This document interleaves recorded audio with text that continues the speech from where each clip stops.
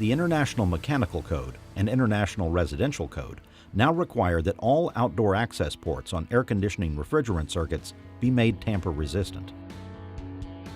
Even though some local code officials may not enforce it, you can still be held liable for any incidents if you have not installed a tamper-resistant cap.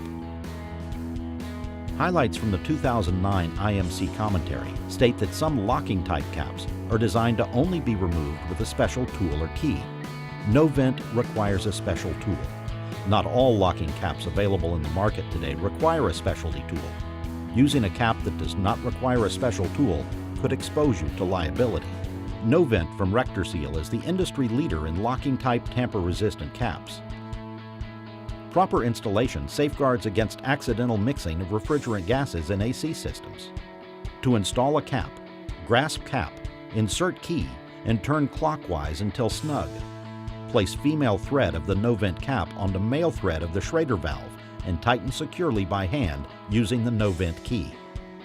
Grasp cap, rotate key counterclockwise, and remove key. Reverse for removal of cap.